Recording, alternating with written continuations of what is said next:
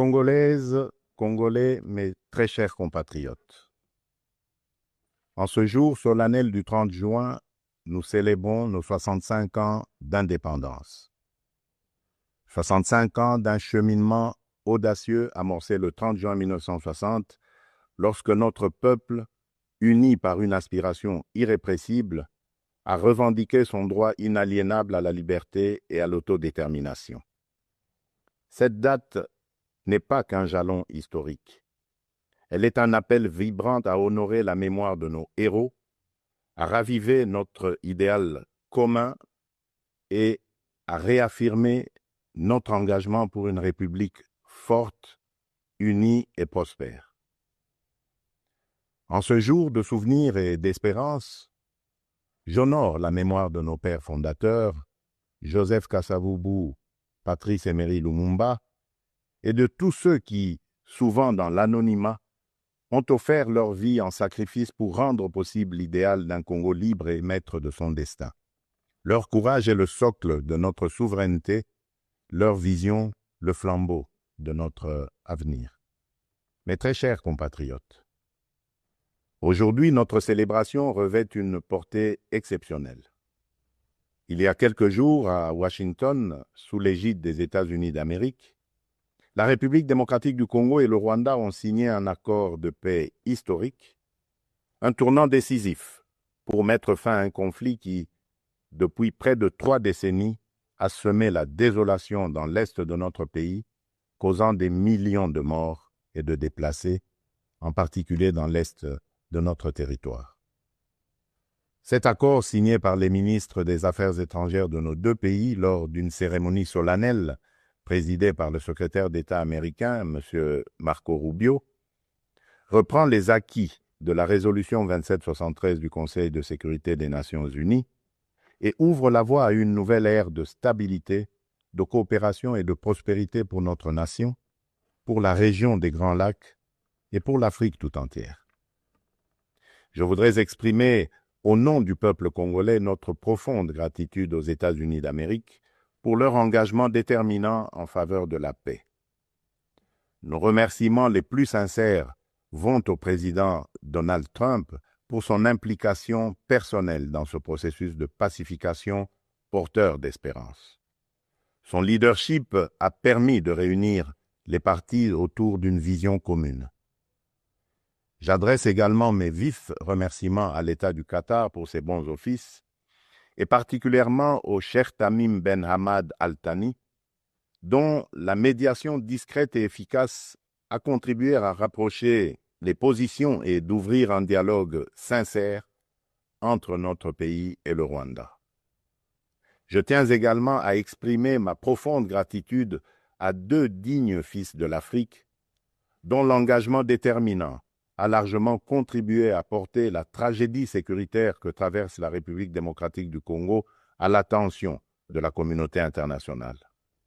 Grâce à leur implication active dans le processus de Luanda et de Nairobi, Son Excellence João Manuel Gonçalves Lourenço, président de la République d'Angola, et Son Excellence Uhuru Kenyatta, ancien président de la République du Kenya, ont su mobiliser les consciences et renforcer la visibilité de la cause congolaise sur la scène régionale et internationale. Cet accord n'est pas seulement un document.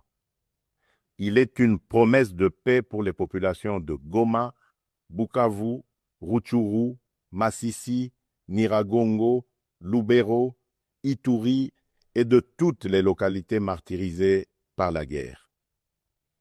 Ce processus diplomatique s'articule également avec les discussions en cours à Doha, au Qatar. Notre ambition reste sans équivoque rétablir pleinement l'autorité de l'État sur l'ensemble du territoire national et œuvrer à l'instauration d'une paix réelle, durable et partagée dans toute la sous-région. Les attentes de nos populations sont immenses, notamment celles de l'Est du pays qui ont trop longtemps souffert. Nous abordons donc cette ultime phase du processus avec détermination, dans le respect de notre souveraineté et des aspirations légitimes de notre peuple. Les prochaines étapes devront aboutir à la démobilisation, la réinsertion conditionnelle et au cas par cas des ex-combattants à travers le PDDRCS et enfin à la reconstruction des régions jadis affectées par les conflits armés.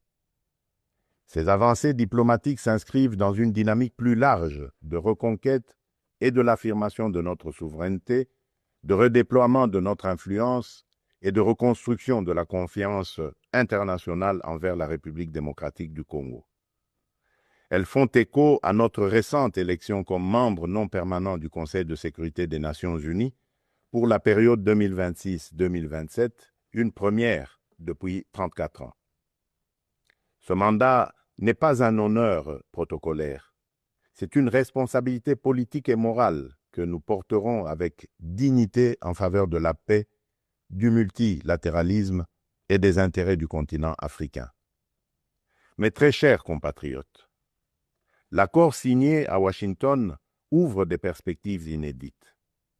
Il augure une ère de paix durable, de coopération régionale et de prospérité partagée. Il nous engage à reconstruire nos communautés, à revitaliser nos économies et à restaurer la dignité de chaque Congolais. Mais cette paix, aussi précieuse soit-elle, reste fragile. Elle exige de nous tous, gouvernements, citoyens, partenaires internationaux, un engagement indéfectible pour sa consolidation. Nous continuerons à exiger que justice soit rendue aux victimes et que les responsables des atrocités répondent de leurs actes. Je salue le courage exemplaire de nos forces armées, des forces de police et de sécurité, et de tous les résistants patriotes ouazalendo qui, au péril de leur vie, défendent notre patrie. Leur bravoure est le rempart de notre souveraineté. À vous, mes sœurs et mes frères de l'Est, je veux dire que votre résilience est une source d'inspiration pour la nation entière. Vos souffrances n'ont pas été vaines. Elles ont forgé notre détermination à réfuter toute solution précaire à cette crise et à nous engager à bâtir un avenir meilleur. Mes très chers compatriotes, l'indépendance que nous commémorons aujourd'hui n'est pas seulement une conquête du passé, elle est surtout un cap pour l'avenir. Elle est un projet vivant, un idéal à construire chaque jour. Cet idéal exige de nous que nous surmontions non seulement les menaces armées, mais aussi l'insécurité sociale, l'injustice, le tribalisme et la division. Le peuple congolais aspire à un pays de paix, de justice et de dignité. Un pays où l'on veut et on peut vivre sereinement, travailler avec honneur et offrir à chaque enfant congolais la liberté de rêver grand, sans peur ni entrave. Réaliser ce rêve requiert la mobilisation de toutes nos forces vives, institutions, citoyens, diaspora, partenaires, autour d'un même idéal, bâtir un Congo moderne, sûr et respecté. Il est temps de transcender nos clivages, de rejeter les discours de haine et les manipulations, et de faire de notre diversité une force, non une fracture. Notre unité n'est pas une option, elle est une condition de survie. C'est dans cet esprit de responsabilité et de dépassement de soi que j'ai tenu, il y a quelques semaines, une rencontre franche et républicaine avec M. Martin Fayoulou, l'un des leaders de l'opposition. Ce geste, que beaucoup n'auraient osé imaginer depuis les élections de 2018, témoigne d'une volonté partagée de placer l'intérêt supérieur de la nation au-dessus des querelles partisanes. Cette rencontre marque une étape importante vers une politique de réconciliation, d'écoute mutuelle et de respect réciproque. Elle donne surtout corps à l'exigence du peuple congolais, celle d'une classe dirigeante capable de s'unir aux moments les plus critiques, d'agir avec maturité et de servir ensemble la grandeur de la République. Mes très chers compatriotes, les défis qui se dressent devant nous ne se limitent pas à la sécurité. À Kinshasa, la congestion urbaine et les embouteillages affectent la qualité de vie. Le manque de discipline, l'urbanisation désordonnée et l'insuffisance des transports en commun rendent la vie difficile à des millions de nos compatriotes. À Kalemi, Kassangulu et même ici, dans la capitale Kinshasa, les inondations récentes ont causé d'importantes pertes en vies humaines et dégâts matériels, détruisant des habitations, emportant des infrastructures routières et provoquant des déplacements massifs de population. Ces événements climatiques extrêmes nous rappellent l'urgence d'agir à la fois sur le front de l'aménagement du territoire et de la résilience environnementale. À Mbandaka, le naufrage d'une embarcation a coûté la vie à plusieurs dizaines de nos compatriotes, endeuillant la nation tout entière. À Tshikapa, Kolwezi, Likasi, Kananga ou Kikwit, l'accès à l'eau potable, à l'électricité, aux soins de santé et à l'éducation reste une priorité pressante. Face à ces défis, l'État n'est pas resté indifférent. Il agit. Des missions de secours ont été déployées, des fonds d'urgence mobilisés, des projets structurants lancés pour renforcer les infrastructures et améliorer les conditions de vie. Mais ces efforts, aussi importants soient-ils, ne suffiront pas sans un véritable sursaut de solidarité nationale. Ils doivent être soutenus par une administration plus efficace, une meilleure coordination institutionnelle et la responsabilisation de tous les niveaux de pouvoir. J'en appelle également à un changement profond de comportement. Nous devons adopter une discipline collective, un civisme exemplaire et un respect des règles de vie en communauté.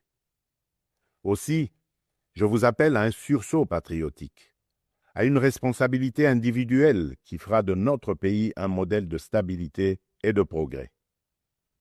Mes très chers compatriotes, fidèles à l'élan de notre indépendance, j'ai pris devant vous, avec une détermination sans faille, le serment de bâtir un Congo à la hauteur de nos aspirations. Avec constance et détermination, j'ai placé la transformation de notre nation au cœur de mon mandat, mu par l'ambition profonde de faire de la République démocratique du Congo une terre de justice, de prospérité partagée et de dignité retrouvée. Cette vision que je porte avec vous et pour vous irrigue chacune de nos décisions et sous-tend les réformes audacieuses que nous menons dans un esprit de renouveau et de souveraineté assumée. Aux côtés du gouvernement, j'ai engagé une série de réformes économiques, judiciaires et institutionnelles visant à asseoir un véritable état de droit, à éradiquer la corruption et à créer un climat des affaires propice à l'investissement et à l'initiative. Les premiers résultats sont tangibles. La croissance économique connaît un rebond durable. L'image de notre pays s'améliore sur la scène internationale et la confiance des investisseurs renaît. Ce regain de confiance se traduira prochainement par la signature d'un accord stratégique inédit avec les États-Unis d'Amérique dans le secteur minier. Cet accord marquera une étape décisive dans le positionnement de la République démocratique du Congo comme un acteur central de la transition énergétique mondiale et de l'économie verte émergente. Il visera à valoriser de manière souveraine nos minerais stratégiques, en particulier le cuivre, le cobalt et le lithium, tout en assurant une répartition plus équitable des retombées économiques au bénéfice des populations congolaises. Il ouvre la voie à la transformation locale, à la création des milliers d'emplois et à un nouveau modèle économique fondé sur la souveraineté et la valeur ajoutée nationale. C'est là le fruit d'un travail collectif, déterminé, au service d'un seul idéal, offrir à chaque Congolaise et à chaque Congolais les perspectives réelles d'un avenir meilleur. Malgré l'adversité, notre peuple a toujours fait preuve d'une résilience extraordinaire.